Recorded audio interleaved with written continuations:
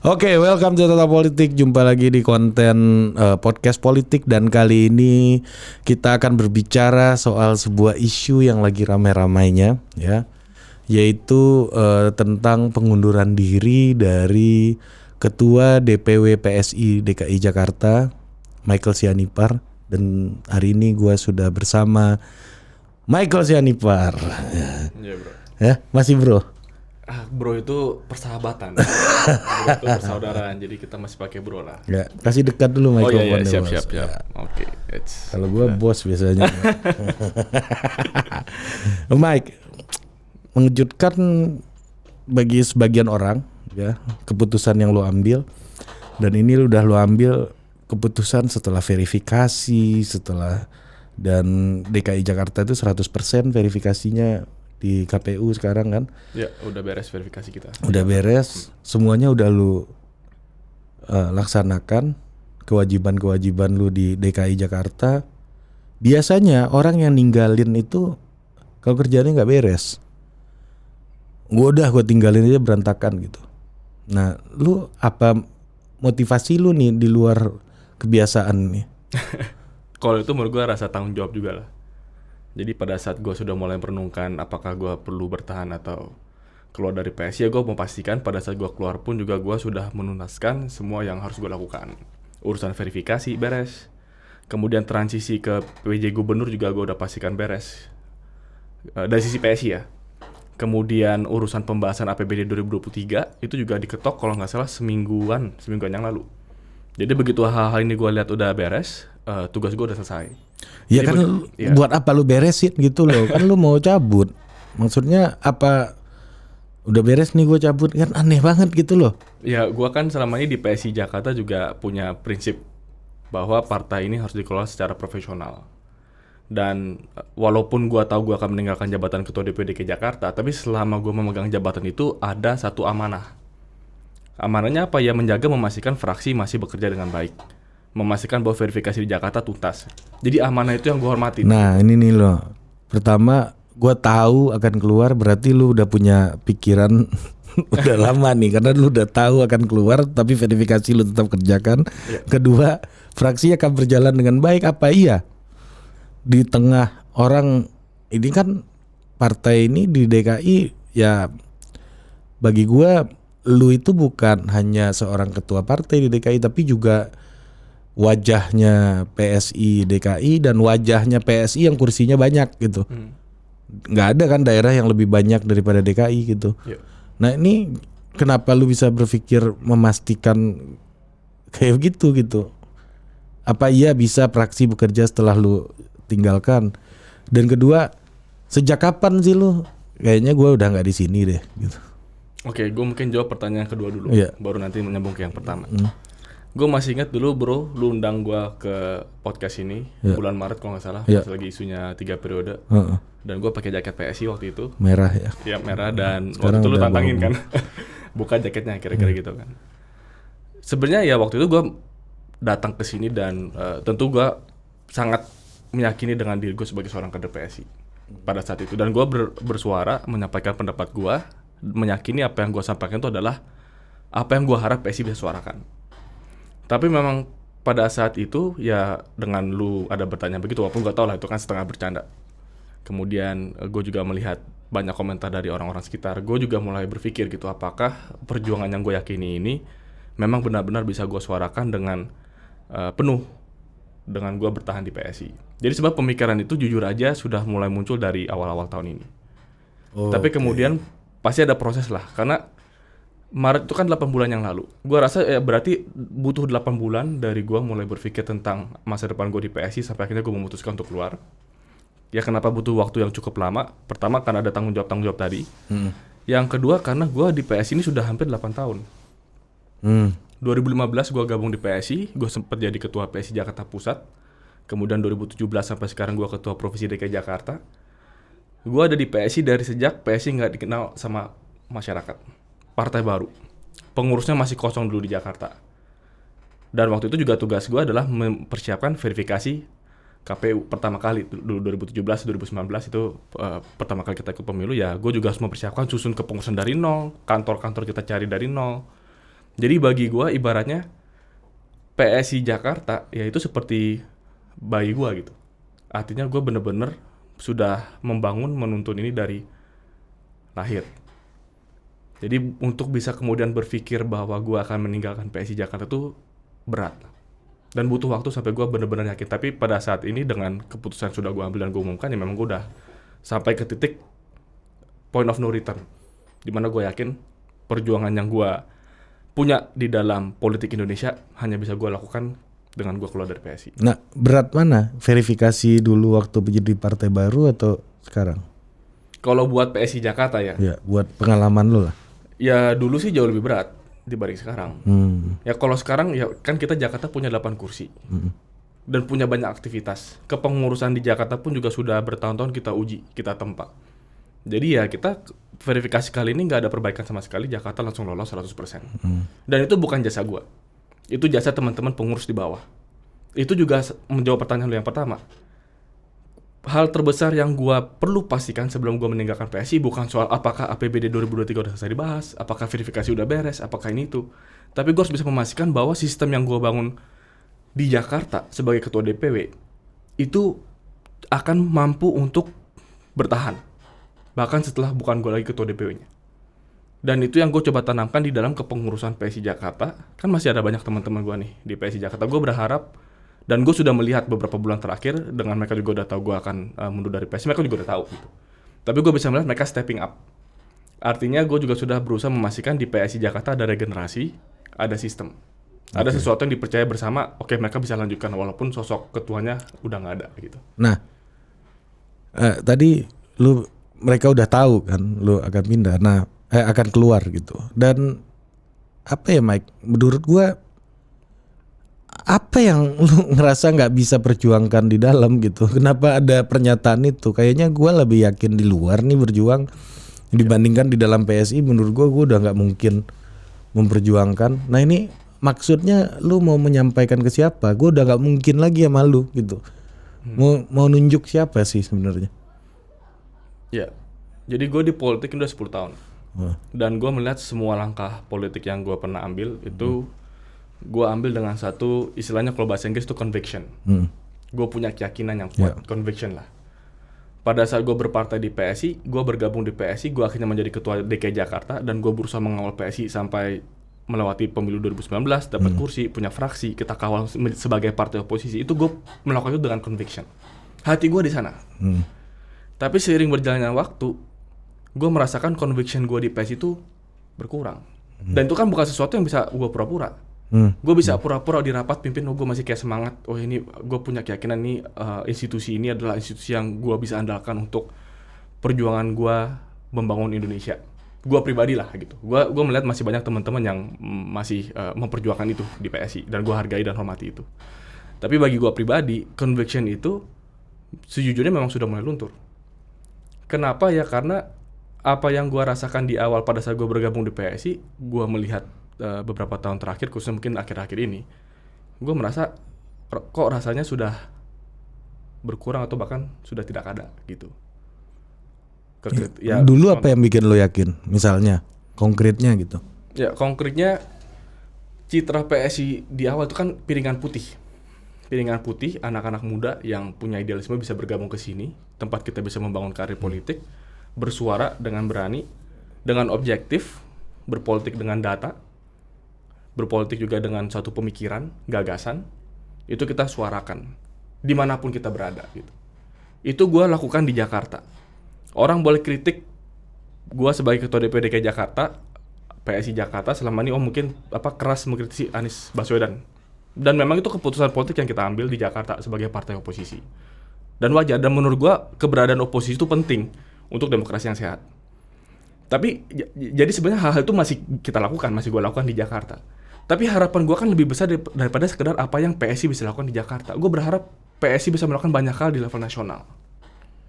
Tapi kalau gue kemudian sering berjalan waktu, gue merasa oke, gue menjalankan tugas gue karena gue memang diamanahkan sebagai ketua DKI Jakarta, gue jalankan. Dan gue berani bilang lah, boleh, maksudnya orang boleh uji Menurut gua sih kita sudah melakukan hal-hal yang baik ya, gebrakan-gebrakan yang kita lakukan di DKI Jakarta. Orang nggak suka PSI tidak bisa memungkiri banyak hal yang berhasil PSI lakukan di Jakarta. Mengkritisi anggaran sehingga kemudian pembahasan APBD di DPRD itu dibahas secara mendetail. Itu gebrakan yang PSI berhasil lakukan. Tapi gue berharap sebenarnya cita-cita itu lebih luas dari sekedar Jakarta. Kenapa kemudian gue sebagai ketua DKI Jakarta merasa kok kita hanya fokus Jakarta? Kalau gue memang fokus Jakarta, iya, gue ketua DPD DKI Jakarta. Tapi gue berharap kekritisan ini, gagasan ini, keberanian ini sebenarnya bisa lebih luas lagi. Tapi pada saat gue kemudian melihat itu tidak terjadi di level yang lebih besar, gue jadi mulai meragukan apakah partai ini memang partai di mana gue melihat ada satu gerakan nasional yang bisa muncul dan berkembang, yang gue harapkan. Kalau misalkan gue tidak melihat itu lagi, ya gue akan bertanya kepada diri gue sendiri, kenapa gue perlu bertahan dan berjuang lebih lama lagi di sini gitu. Kalau dulu apa yang membuat lo yakin, bro? Kalau dulu mungkin karena masih baru ya. Masih baru kan, jadi sebenarnya tidak ada track record. Itu bisa, it's a good thing and a bad thing ya. Nggak ada track record, good thingnya ya kita melihat ke depan aja. Karena nggak ada masa lalu yang bisa kita lihat. Jadi kita cuma bisa melihat ke depan. Tapi bad thingnya kita nggak tahu nih, karena kita nggak punya track record, apakah kemudian kita bisa melakukan sesuatu yang kita harapkan ke depan. Karena nggak ada bukti kita bisa melakukan di masa lalu gitu. Nah tapi PSI yang sudah berusia 7 tahun, 8 tahun, ya gue akan lebih kritis bertanya-tanya apakah track record yang sudah kita bangun 7 tahun, 8 tahun terakhir ini sesuai dengan apa yang sudah kita cita-citakan pada saat partai ini berdiri. Karena sudah ada track record 7 tahun itu. Betul. Kita nggak bisa, ya gue akan bilang bahwa PSI tidak bisa lagi bilang kita partai baru. 7 tahun, 8 tahun itu bukan usia baru lagi di politik Indonesia. Yang di setiap pemilu pasti ada partai baru, ada lagi gitu. Jadi kita bisa mengukur dan melihat. Tentu gue juga perlu sampaikan, to be fair gitu ya, bahwa semua institusi pasti ada plus minus. Pastilah gitu. Maksudnya kalau kemudian ada banyak orang tanya apakah gue akan mungkin cari perahu yang baru dan seterusnya. Ya gue kalaupun cari perahu yang baru juga pasti kan kita realistis lah, pasti ada plus minus semuanya gitu.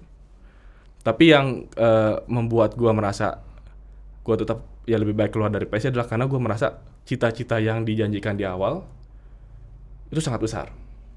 Ekspektasi yang gue punya itu sangat besar. Tapi kalau gue melihat kemudian jomplang, ya bedanya dengan organisasi yang lain, gue rasa mungkin dia tidak menonjolkan atau mencitrakan hal yang terlalu tinggi gitu ya. Standar yang disampaikan menurut gue dari awal ekspektasinya disampaikan cukup tinggi dan bagus.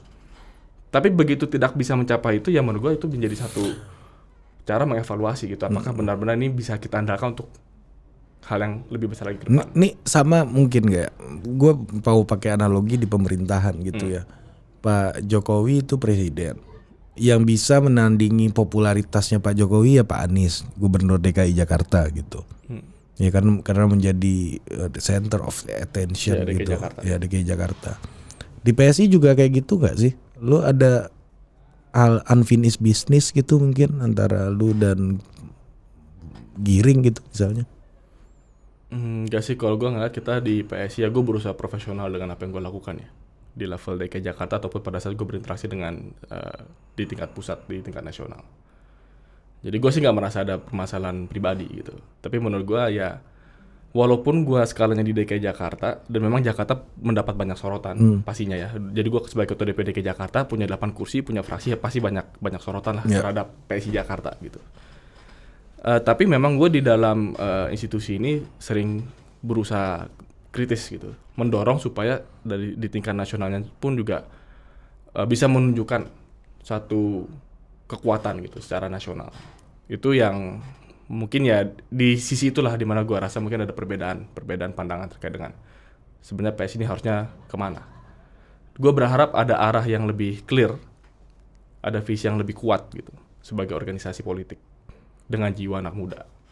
Ini berarti ada leadership, ada visi arah yang juga menjadi masalah berarti. Ya, gue akan bilang bahwa itu yang gue harapkan di PSI. Oke.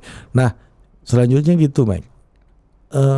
Sebelum ya Michael Sianipar keluar yang merupakan salah satu wajah dari PSI, ini bukan hal baru. sebelumnya ada Surya Chandra yang juga wamennya PSI dulu, ya kan, setelah di reshuffle. Terus ada Azmi Abu Bakar juga di Banten, ya.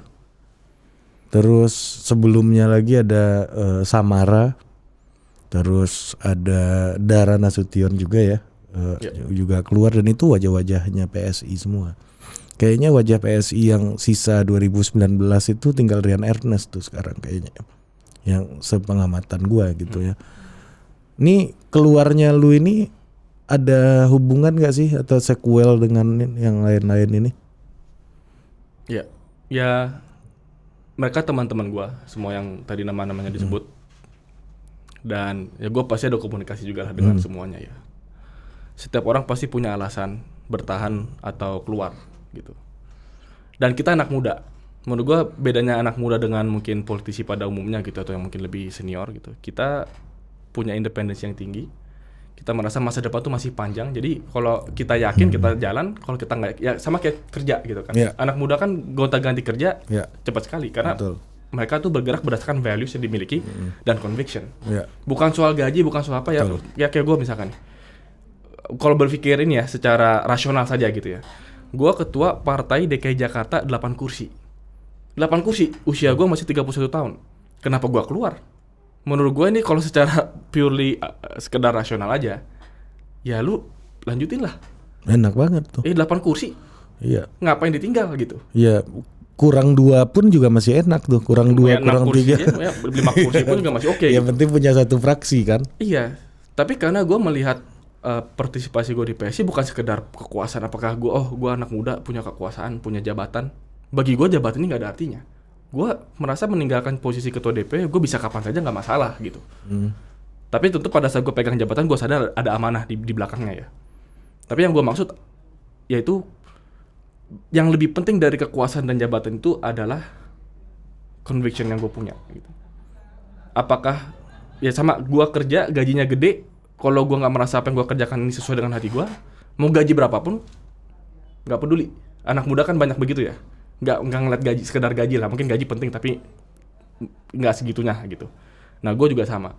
Nah anak yang teman-teman yang tadi disebut itu ya mereka punya alasan pribadi masing-masing, dan gue tentu nggak bisa bicara untuk mereka lah, mereka harus bicara untuk dirinya sendiri gitu. Nggak, maksud gue ini ada yang bagi kaitan. Lu ini yang satu menginspirasi yang lain gitu loh maksud gue. Yang pasti pada saat gue bicara dengan teman-teman itu ya pemikiran mereka mempengaruhi pemikiran gue, itu udah pasti.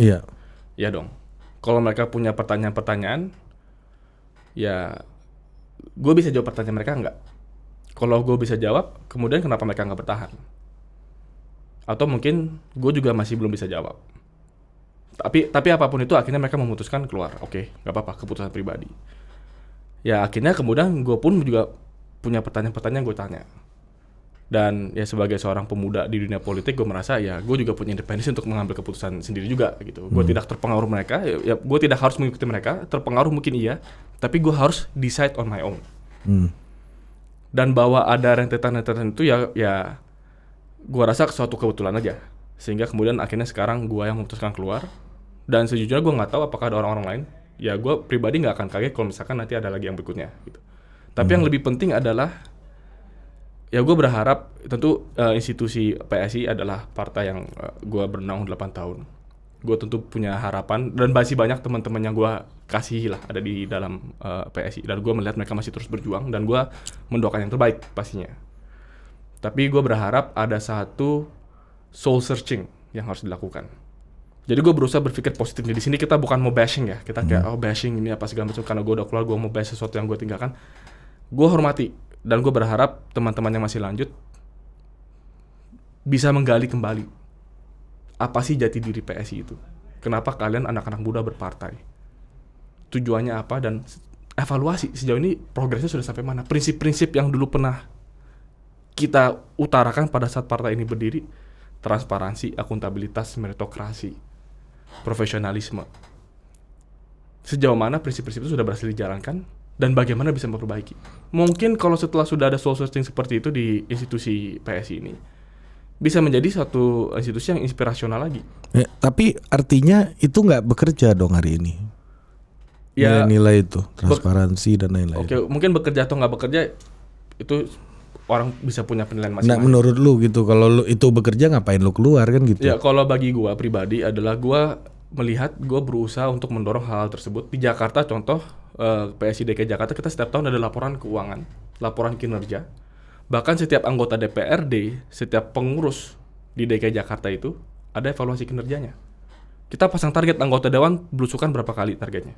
Ikut rapat, apa yang disampaikan di rapat, berapa pengaduan masyarakat diselesaikan, itu semua kita ada standarnya. Jadi gua rasa hal-hal tersebut gua dorong. Dan gua juga mendorong itu di skala yang lebih luas dari sekedar Jakarta aja. Jadi prinsip-prinsip itu, nah itu bagus itu. Menurut gua ya, gua berusaha memastikan soul searching itu dilakukan. Jadi gua pun berusaha melakukan itu. Tapi gua sampai titik di mana, oke, it's not enough. What I am seeing dan hal yang gue berusaha dorong dari diri gue sendiri aja, gue nggak sebesar itu untuk bisa mendorong soul searching yang lebih besar, yang lebih fundamental lagi. Dan pada saat gue merasa oke, I don't think I am capable to do that, ya bagi gue udah cukup, udah selesai gue di PSI. Nah, oke, ini juga semuanya kan terjadi setelah ketua umumnya Bang Giring ya. Yang banyak mundur ini kan setelah ganti ketua umum sebenarnya ya. Menurut gua sikap Giring yang sangat kritis terhadap Anies Baswedan misalnya, itu juga selalu memancing polemik di publik gitu. Nah, yang terakhir itu yang gua sempat interview juga itu Surya Chandra gitu. Itu dia memilih dan akan menjadi dalam tanda kutip juru bicaranya Anies Baswedan gitu ya, yang merupakan seberang politiknya PSI gitu. Nah, lu juga di Y20 di Formula E juga terlihat punya kedekatan sama Pak Anies gitu. Apakah ini langkah lu juga mirip sama Surya Chandra? Oke, mungkin gue perlu klarifikasi hal yang pertama tadi, yang lu seolah menyampaikan bahwa ada sosok kepemimpinan yang kemudian membuat berbagai hal gitu. Gue perlu sampaikan, gue rasa juga itu penilaian yang kurang fair. Seolah-olah berbagai hal yang gue sampaikan tadi itu bisa dititik beratkan kepada satu atau dua orang individu. Menurut gue, pada saat kita menilai organisasi, tentu kepemimpinan sangat penting, tentu visi sangat penting. Tapi kita juga harus bisa melihat secara holistik, secara menyeluruh gitu. Jadi soul searching yang gue sampaikan itu bukan sekedar soal individu. Terlalu sempit kalau bicara soul searching dari institusi, dari kenapa PSI berdiri dan apakah kita sudah living up to what we promise pada saat kita dimulai gitu. Kita bebankan itu kepada satu orang, dua orang individu terlalu berat. Sama kalau misalkan seolah-olah semua urusan PSI Jakarta itu dibebankan kepada gue sebagai ketua DP, menurut gue nggak fair juga. Ini suatu hal yang lebih sistemik. Ini suatu hal yang menurut gue bicara soal budaya dan arah secara keseluruhan. Jadi mungkin itu yang gue perlu. Tapi kan arah itu kan leader ini yang nentuin semuanya. Ya gue bukan menafikan bahwa leadership itu penting. Tapi menurut gue, leader di PSI kan juga banyak. Ada DPD, leadership di level kota kabupaten, ada leadership di level provinsi, di level pusat, ada dewan pembina, ada lain-lain. Jadi menurut gue kalau bicara leadership, it's not just one person. Dan gue perlu sampaikan juga PSI adalah partai yang egaliter seharusnya. Jadi di dalam suatu konteks institusi yang egaliter, tanggung jawab itu bukan hanya di seorang pimpinan tertinggi. Jadi itu yang poin gue adalah tanggung jawab untuk PSI ini punya sisi change yang lu bilang itu ada di berbagai macam lapis. Kalau dibebankan kepada satu orang, menurut gue nggak fair karena kita harusnya menjadi partai yang egaliter. Dan lu melihat ini agak berat nih di setiap lapisannya ini untuk lu memperjuangkan pikiran lu itu gitu. Ya karena menurut gue ya ini penilaian gue baik dan gue rasa gue udah suarakan ini di dalam kok. Jadi gue kalau sampaikan di sini gue rasa fair aja gitu. Menurut gue memang soul search yang gue tadi maksud itu, evaluasi yang gue maksud itu memang evaluasi menyeluruh. Bukan sekedar yang kita evaluasi satu orang, yang kita evaluasi satu SOP, enggak. Menurut gue perlu ada evaluasi menyeluruh di mata gue ya. Maksudnya ini perspektif gue. Justru karena gue merasa itu belum dilakukan dan gue merasa gue mendorong itu tapi tidak bisa terjadi, ya gue merasa ngapain gue paksain ada di sini. Tapi gue berharap walaupun gue udah keluar, Gue tahu masih banyak teman-teman gue di sana yang berjuang. Gue berharap bahwa secara keseluruhan dari level paling atas sampai level bawah, dari Dewan Pembina pusat dan seterusnya, menyepakati bahwa perlu ada evaluasi seperti itu. Bertanya lagi, where are we now? Gitu. Are we moving on the right direction? Have we achieved what we promised? Itu menurut gue penting. Nah itu untuk mengklarifikasi yang bagian pertama. Dan yang kedua kan tadi lu sebut soal Surya Chandra ya. Dan gue U20 dan Formula E. Kalau soal U20 gini gue juga udah sampaikan dari dulu. Karena sejak gue ada beberapa kegiatan dengan Pak Anies, banyak yang tanya. U20 itu acara negara. Gue juga sebagai ketua Y20, co-chair lah istilahnya. Bukan gue yang minta. Maksudnya juga bukan gue kayak, ya itu tanggung jawab yang diamanahkan kepada gue, yang gue harus lakukan. Dan organisasi pemuda yang ada di belakangnya juga gitu.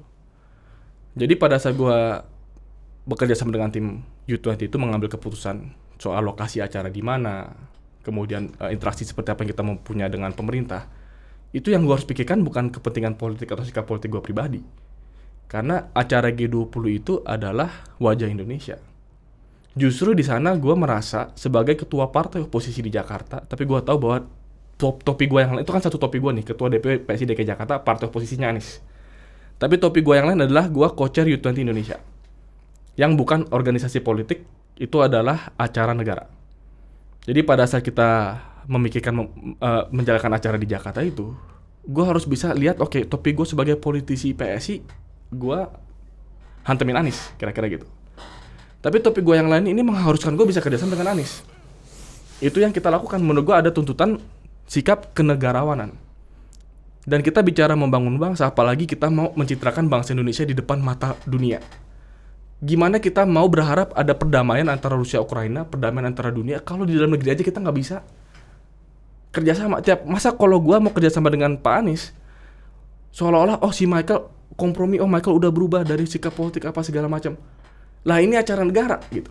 Ini juga kadang-kadang gue agak jengkel juga gitu untuk menjawab hal-hal yang kayak ditanyakan, lu partai oposisi tapi kok di urusan U20 kerjasama. Menurut gue terlalu sempit. Dan ketuanya menerima uang dari Anies gitu. Ya kita bikin acara, ini kalau kita bikin acara di Palembang juga disupport sama Gubernur Sumatera Selatan. Kita bikin acara di Papua Barat disupport, acara kita juga disupport Kemenpora. Kalau mau dikait-kaitkan semua, ya sebenarnya negara ini memang mensupport acara, karena ini acara negara gitu. Tapi itulah politik. Maksudnya gue juga gue bukan orang yang polos yang kata memang politik seperti ini gitu. Apapun yang lo lakukan pasti akan ada interpretasi narasi. Ada yang suka, ada yang nggak suka, ya udahlah gitu. Tapi mungkin untuk menjelaskan kembali lagi ya, yang dipersepsikan kedekatan gue dengan Anies dalam konteks 1 tahun terakhir itu ya justru di acara negara itulah gue memang belajar. Jujur aja, gue sebagai politisi muda, sebagai partai oposisi, ketua partai oposisi, gue belajar juga bahwa kita boleh berseberangan dalam politik, lawan tanding. Tapi kita masih dalam satu kerangka membangun bangsa Indonesia.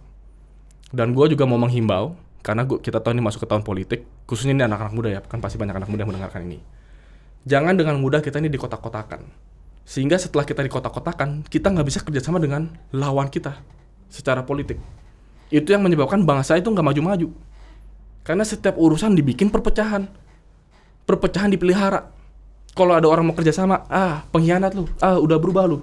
Gitu aja, si Michael kalau udah ketemu sama Anies, udah kadrun nih dia. Ada juga yang ngomong kayak gitu. Gua kritisi Anies, ada yang bilang gue benci Anies. Padahal kan gue menjalankan fungsi pengawasan, fungsi konstitusional, fungsi demokratis. Partai oposisi kita negara demokratis, di mana oposisi itu penting.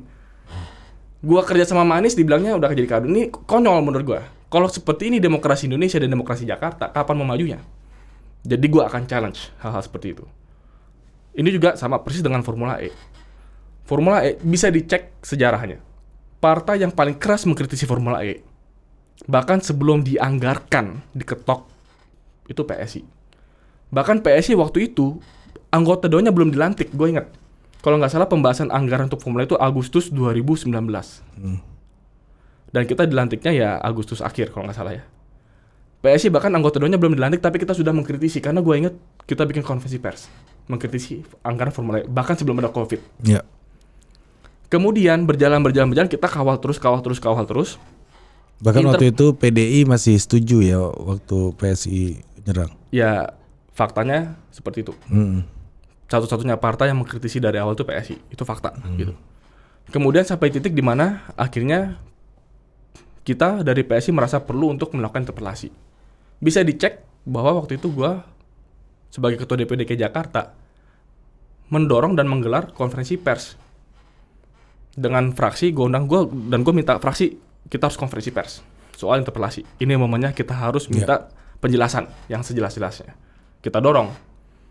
Jadi gue berani bilang di forum ini bahwa gue adalah orang politisi di Jakarta yang pada saat interpelasi mulai bergulir itu gue berani bilang gue orang terdepan mendorong itu. Mempertanyakan penyelenggaraan Formula E. Iya, karena itu fungsi konstitusional, amanah dan tanggung jawab gue sebagai ketua partai oposisi. Gue lakukan. Tapi begitu acara Formula itu jadi dan kita bicara apa adanya lah. Formula itu kan tadinya mau di acara tempatnya di sini digeser nggak dapat izin dari pokoknya digeser lah gitu ya. Gue rasa banyak yang menyaksikan Formula E akan jadi dan gue harus bicara apa adanya. Gue pun juga menyaksikan. Bahkan Anda yang ngangkat giring waktu ke Presok di tempat ada kambing itu. Ya pada saat itu gue pun tidak yakin bahwa Formula E akan jadi. Atau gue koreksi, gue yakin tidak akan jadi. Ya gue mempertanyakan mana mungkin bisa sirkuitnya jadi dalam waktu beberapa bulan. Banyak tanda tanya. Dan waktu itu ketidakyakinan gue berani tidak yakin. Kenapa? Karena memang tidak dijelaskan. Itu kenapa kita mendorong interpelasi. Justru minta penjelasan. Iya, jadi menurut gue bukan bilang si Michael mengakui kesalahan. Menurut gue enggak. Pada saat itu gue sebagai ketua partai oposisi, gue akan bersikap kritis. Dan kalau gue belum dan teman-teman PSI Jakarta belum mendapatkan penjelasan yang gamblang, ya kita interpelasi. Harus. Tapi begitu acaranya terselenggara, jadi ini acara internasional di Jakarta. Apakah karena sikap politik gua, kemudian ego politik gua, ego pribadi gua, pokoknya gua udah anti Anies, gua udah kritis ini, mau taruh di mana muka gua kalau gua datang acaranya? Kalau normalnya kan kayak gitu. Normalnya begitu. Kalau gua berpikir kayak begitu, menurut gua sempit. Gue bukan bilang gue punya pemikiran yang luas ya, tapi pada saat itu gue rundingkan dengan teman-teman. Gue waktu itu dengan Bro Anggara, wakil ketua komisi E dari PSI. Sempat rame tuh foto lu memutuskan. Ya ini gue bicara jujur aja nih, karena gue udah nggak pakai jaket apa-apa nih ya. Pada saat kaca itu memangnya gue nggak ada rasa di dalam hati gue kayak ngerasa ini gue yang banyak mengkritisi acara ini, gue datang nih apa gue adalah perasaan itu lah. Tapi menurut gue lebih nggak bertanggung jawab kalau gue nggak datang. Lebih baik gue datang, gue akui acara ini terlaksana, dan gue memang lihat acaranya terlaksana dengan baik. Ya gue akan sampaikan gitu. Memangnya kalau partai oposisi kemudian gue nggak boleh bilang acaranya terlaksana dengan baik? Apakah nggak boleh objektif? Kalau politik itu semuanya harus subjektif supaya ego kita ini ego, ini kelompok pro Anies, ini kelompok anti Anies. Yaudah kita konstituen kita bina supaya terus kasih kebencian gitu. Itu politik yang tidak bertanggung jawab. Dan kalau itu politik yang dipaksakan kepada diri gue nggak mau berpolitik seperti itu. Tapi sebaliknya, pada saat gue punya kesempatan sebagai ketua partai oposisi menunjukkan politik yang dewasa, yang gue yakini, gue tunjukkan dengan gue datang ke lokasi Formula E. Dan ini juga karena udah lewat lah ya. Jadi gue sampaikan ini ya, gue rasa udah gak masalah. Di lokasi acara gue cari Pak Anies. Karena gue waktu itu nonton di tribun penonton. Gue beli tiket, ya gue nggak minta tiket, gue ketua partai minta tiket gratis, nggak, gue beli, bayar, gue di tribun penonton, selesai acara, gue berusaha masuk ke VIP. Berusaha nih gue tanya-tanya orang, lewat apalah, satpam, apa segala macam gitu kan. Masuk, dan gue ketemu Pak Anies, gue salamin. Dan Pak Anies ada ngomong gini, dan gue sebenarnya waktu itu ada ngerasin nih, ini gubernur akan ngomong apa nih gitu, gue tiba-tiba datang acara Formula E. Pak Anies bilang gini, terima kasih Mike sudah datang di acara. Terima kasih kalian PSI sudah mengawal acara ini. Dan acara ini terlaksana juga karena kalian mengkritisi acara ini. Gue bilang gini, ini bisa gue rasa yang denger, wah pasti banyak interpretasi, si Michael nih kayaknya hebat nih muji Anies atau gimana. Michael segala macam. Terserah, gue kayak gini udah, kalian mau interpretasikan silahkan. Tapi justru di sini dimana gue sebagai ketua partai oposisi bertemu dengan gubernur menunjukkan bahwa inilah harusnya demokrasi berjalan seperti ini. Kita boleh punya perbedaan pandangan terkait dengan kebijakan, sikap politik, Tapi pada saat suatu kebijakan akhirnya diputuskan dan dijalankan, Anda tidak setuju pun dalam demokrasi boleh. Tapi kalau Anda tidak setuju dan Anda kemudian ingin menggagalkan, kemudian obstructionist gitu istilahnya, Anda tidak bertanggung jawab. Tapi di sini statement yang Pani sampaikan kepada gue sebagai ketua partai oposisi yang datang, dan kehadiran gue di sana dan gue mengakui acara terlaksana, gue salaman dengan beliau. Ya itu memang ada yang foto-foto, tapi gue waktu itu bilang tolong nggak ada foto naik karena ntar malah jadi berita-berita yang bisa macam-macam. Lu pun masih mikirin itu waktu itu, mikirin takut disemprit sama netizen atau siapapun lah. Ya karena gue udah spill ini ya gue akui lah.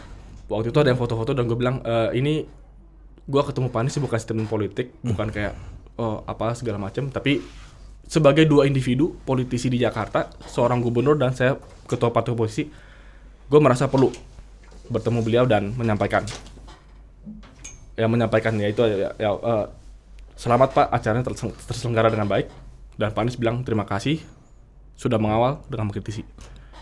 Itu statement yang penting menurut gue antara pemerintah dan oposisinya, tanpa harus dipublikasikan pun menurut gue itu perlu ada. Berarti ya ini kan ini akan nyebrang nih Mike nih, tuduhan-tuduhan kayak gitu kan udah bunyi nih sekarang Mike. Pengalaman gue 1 tahun terakhir dengan interaksi dengan Pak Anies ya, atau bahkan mungkin 5 tahun terakhir sebagai ketua partai oposisi, gue memang harus menantang diri gue untuk bersikap objektif. Itu menurut gue penting.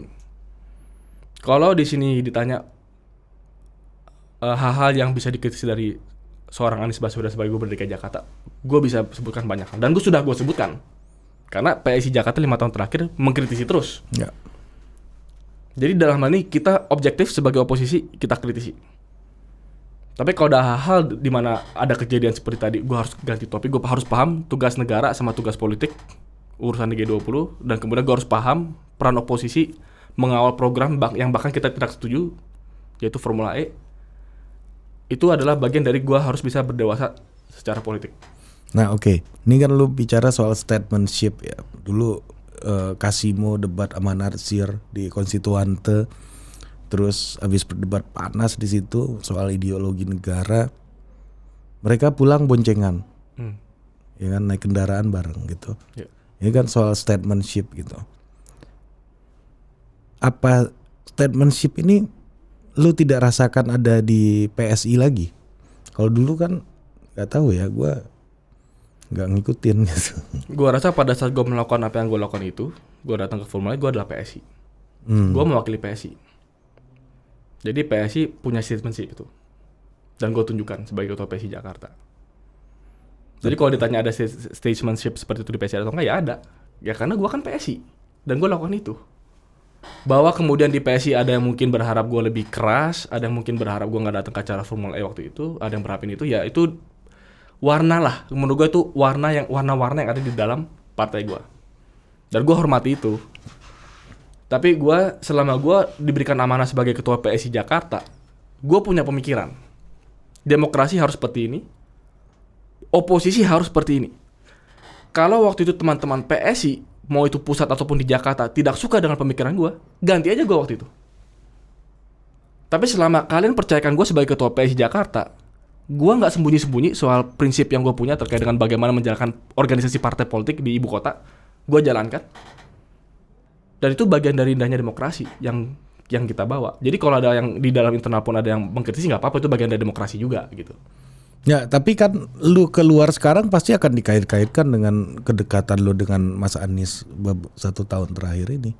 Ya, jadi yang gue bisa sampaikan adalah menurut gue apa yang sudah kita diskusikan setengah jam terakhir ini, ada hal yang menurut gue ya cukup fundamental lah. Ya. Gue berharap siapapun yang dengerin gue bicara ini, ya gue nggak tahu kalian kenal gue atau enggak, gue nggak tahu kalian senang dengan apa yang gue sampaikan, kayak merasa rasional nih yang si Michael sampaikan atau enggak, terserah gitu ya. Kalian sebagai pendengar silakan kalian putuskan. Tapi gue akan bilang bahwa gue bukan orang yang mengambil keputusan tanpa alasan. Jadi kalau gue keluar dari PSI, gue punya alasan-alasan. Sebagian gue udah sampaikan. Kalau alasan gue keluar karena urusan pilpres, gue akan sampaikan. Faktanya enggak. Faktanya bukan itu alasannya. Kalau orang mau berspekulasi, oh apakah Michael akan dukung capres ini, capres itu, ya gue akan bilang sekarang aja tiketnya belum jelas. Kenapa gue bicara soal capres sekarang? Gue deklarasi juga belum. Tapi langkah politik yang perlu gue lakukan sekarang, kalau urusan capres masih nantilah. Ya gue politisi juga lah. Menurut gue tibasanya nanti gue pasti juga punya preferensi dan akan menyatakan dukungan dan secara terbuka juga gue mau dukung siapa. Tapi kalau sekarang yang gue lakukan adalah gue mau fokus dengan pergerakan politik yang sedang gue lakukan bersama teman-teman. Dan dalam hal ini berpartai. Makanya gue memutuskan gue berhenti dari PSI. Apakah gue akan pindah partai ke partai mana? Itu proses masih. Oh berarti lagi nyari partai ya? Ya faktanya memang gue pasti ya gue mau keluar politik. Gue udah 10 tahun di dunia politik dari sejak gue lulus kuliah 2012. Gue balik ke Indonesia. Gue langsung ikutan kampanye Jokowi Ahok, relawan kampanye, sampai sekarang gue berpolitik. Gue gak bisa membayangkan diri gue tidak berkarir di politik. Jadi selesai dari PSI pun ya gue masih akan terus mengembangkan apa yang gue yakini Indonesia bisa capai. Dan itu harus melalui suatu transformasi politik. Jadi gue akan terus ada di politik. Setidaknya itu yang gue bisa akan bayangkan. Tetap lu berada di jalur partai politik. Berarti kan orang Mas Anies juga gak masuk partai politik kan. Kang Ridwan Kamil juga belum. Sejujurnya bisa aja gue gak berpartai. Bisa aja. Tapi karena gue punya pengalaman mengelola suatu partai politik di level yang menurut gue tidak kecil, ibu kota, Provinsi DKI Jakarta dengan 8 kursi, gue merasa agak sayang kalau gue gak berpartai. Karena gue punya pengalaman-pengalaman dan know-how membangun suatu organisasi partai politik. Gue bisa aja kemudian, oh gue mau mungkin cari capres, gue jadi tim ses capres. Bisa aja, nggak harus berpartai, betul. Yeah. Tapi gue melihat jalan hidup gue sejauh ini, pengalaman gue 8 tahun terakhir di salah satu partai dan bahkan diberikan kepercayaan menjadi ketua Provinsi DKI Jakarta 6 tahun. Itu ilmu-ilmu yang gue dapatkan kalau gue kemudian nggak kembangkan kembali di dalam satu konteks berpartai politik, kayaknya sayang. Jadi gue melihat diri gue akan berpartai politik. Nah, selama 8 bulan ini Mike, ini terakhir nih gue tanya nih. 8 bulan terakhir lu bilang kayaknya awal tahun gue mulai convincing gue mulai hilang gitu. Convince gue mulai ya conviction gue mulai hilang gitu. Nah 8 bulan ini ketika itu udah hilang, lu gimana ngejalaninnya tuh? Ngejalanin apa? Ngejalanin partai PSI selama 8 bulan yang mana kayak udah tanpa keyakinan gitu. Ya gue beruntung juga, gue kan punya aktivitas yang lain ya. Dan satu tahun ini kan aktivitas G20 sangat banyak. Jadi gue memang kebetulan, ini menurut gue kebetulan banget, gue memang pas juga lagi sibuk juga dengan urusan G20 sebagai co-chair dari Yutan. Gue jadi banyak sekali energi gue tuh habis di sana. Itu satu. Yang kedua, pada saat conviction gue udah hilang, tapi gue melihat conviction teman-teman gue di PSI Jakarta masih ada. Dan gue hargai itu dan bagus gitu. Jadi di sana juga diuji sebenarnya, PSI Jakarta diuji. Pada saat, dan gue juga bicara kepada mereka bahwa oke, gue sedang mempertimbangkan mungkin gue nggak bertahan lama di sini. Tapi mereka step up. Sekretaris DPW gue step up, ketua-ketua DPD-nya masih tetap beraktivitas. Verifikasi PSI Jakarta lolos 100%. Gue harus bilang bukan jasa gue, jasa mereka. Karena mereka punya conviction itu dan mereka tetap jalan. Dan gue sangat menghormati itu.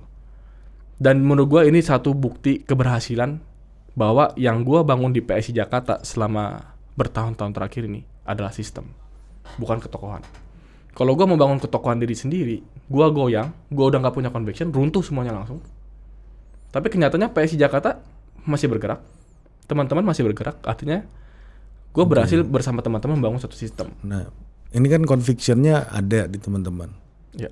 Menurut lu setelah ini akan ada yang kehilangan conviction juga nggak dengan situasi yang kita lihat sekarang gitu? Apakah ada yang kehilangan keyakinan dan mengikuti jalan Mike, atau malah lu kan bukan hanya soal seorang ketua DPW tapi juga wajah PSI di nasional, Mike?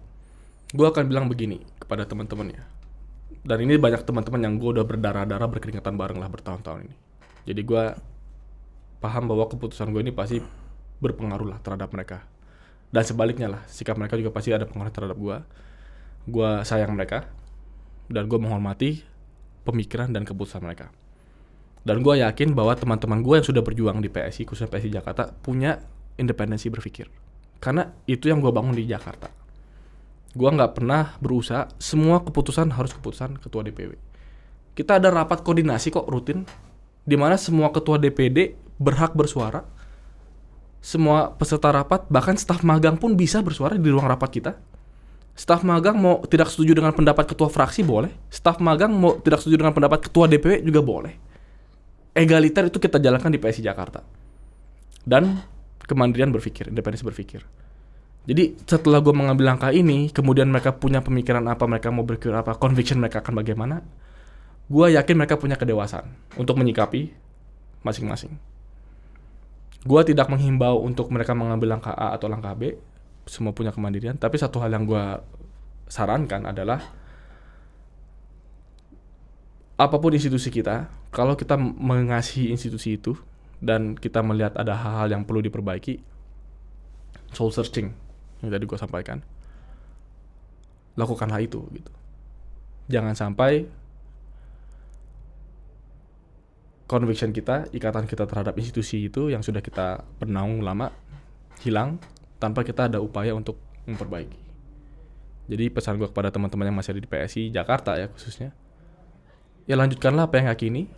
Kalau kalian meyakini semua baik-baik saja, lanjutkanlah apa yang kalian lakukan. Kalau kalian juga melihat ada hal-hal yang perlu diperbaiki, ya lakukanlah perbaikan itu. Kalau kalian masih merasa bisa memperbaiki, bagus gitu. Dan gue mendukung langkah-langkah itu. Oke, ini udah jelas kan. Disimpulkan sendiri kan sama Mike kan. Kalau lu ikuti podcast ini, gue yakin lu tahu apa alasan Mike keluar dari PSI. Implisit banget. Lu kayaknya lu orang tua lu apa, Mike? Apa? Lu berdarah Batak. Batak, Manado juga ada, Chinese. Ya. Tapi narasi lu kayak orang Jawa ya. Oh gitu ya. Implisit banget.